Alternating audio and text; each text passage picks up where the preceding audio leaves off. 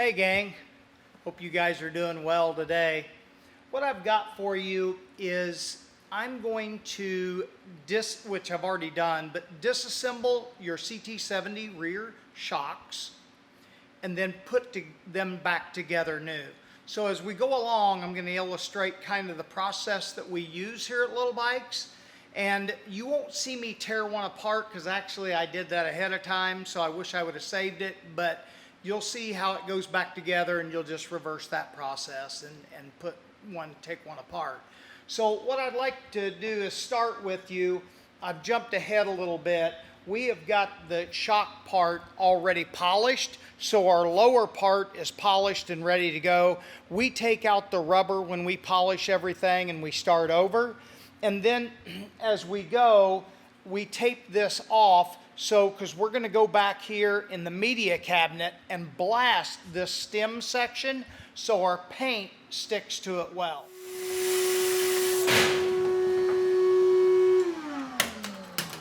So we're going to bring it out of the blast. Make sure you cover all that part up so that doesn't get blasted on your nice polished part. We go ahead, hit it with the air hose to get it all nice and clean. And then what we do is we take and use a heat gun and heat this metal up to let that paint stick to this better. So we'll heat that all up.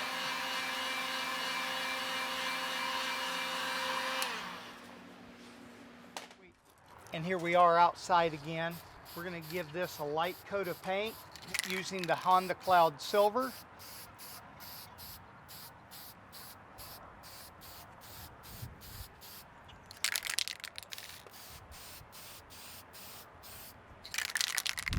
I keep the can, as I'm painting, I like to keep it shook up pretty good because silver is just so metallic-y.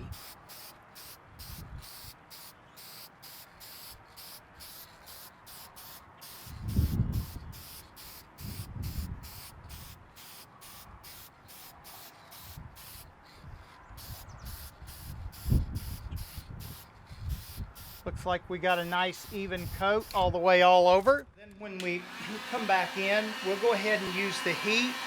Let that paint flow all over nice and even. The heat will help harden that up, make it dry fairly quickly, and we will be ready to assemble.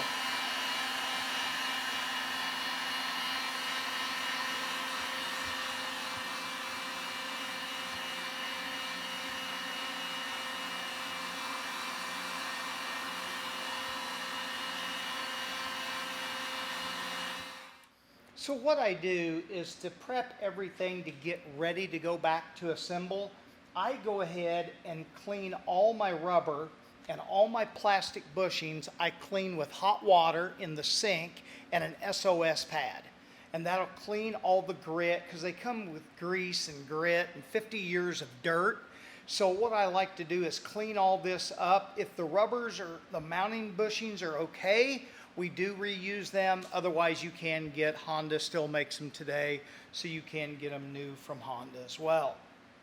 So what I do when I go through this, here at Little Bikes, we are sponsored by Jack's Wax. So therefore, what I like to do is just take a little bit of that, as you see me squirt a little bit of that on that plastic. And this is actually their super blue, and it is a tire shine. So what I like to do is clean this stuff up a day ahead of time or let it soak on there for a few hours and go ahead and have it all cleaned up. As you see, all this is nice and shiny. We do have our tops polished. We do have the top, what we call the nut, what we call the rear shock nut. We do have it re-zinked. Trust me, it doesn't come this way. You know, they're nasty and rusty. So we re-zink that as well. And then we have already sent these back to be plated, so everything has a nice shiny chrome finish to it. Now, as far as your eyelets or what we call your shock tower bushings, what we do is go ahead and throw those in the zinc and we re-zinc that stuff. So it looks like we're putting together a brand new shock. We're not. This happens to be a 50-year-old shock. We have polished the bottom and then we have painted that with Honda Cloud Silver, so now we're ready to install. So now you can pull your stem out. These shocks are very good, and you can go ahead and pull your stem out at that point. The first thing you'll want to do is slide on your bottom plastic bushing, okay?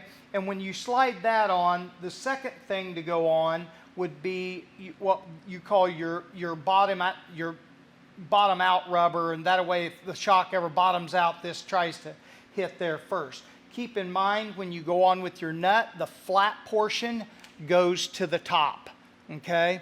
So you're gonna hold this right here, and you're gonna run that nut all the way down till it bottoms out. Then that will fit right in here accordingly.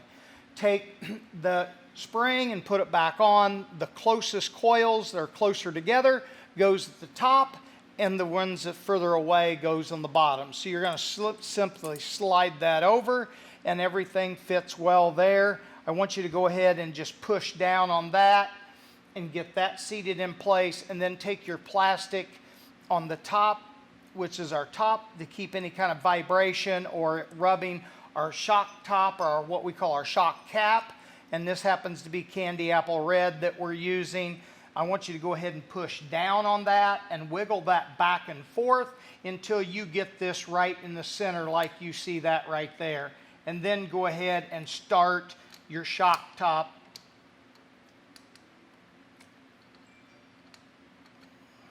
And pull up on that as you do, that as you're going, then that way you can see that it definitely fits right in the center and keeps everything nice and tight. So that's what the ultimate look will look like as it goes together. And then you'll find if you've used this, or I may suggest a tire gel as well, because tire gel works very good when you're trying to slide the bushings in place. And if you can, just slide your bushings back up top. I usually start on the top side and make sure it goes in well.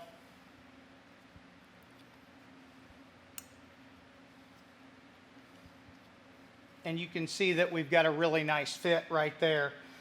Use that right there, slide that in place. That looks brand spanking new. Everything's new zinced. You will do the same thing on the bottom. You'll put that one in place as well. And you can tell it fits very, very well. And then go together in the bottom, slide that into place, and you've got a brand new refurbished shock right there. A set that I just did for the green bike. You can take a look at it over there. This set it turned out very nice as well. That's what it looks like on the bike.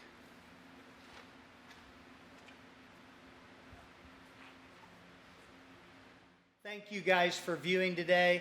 I hope these tips help.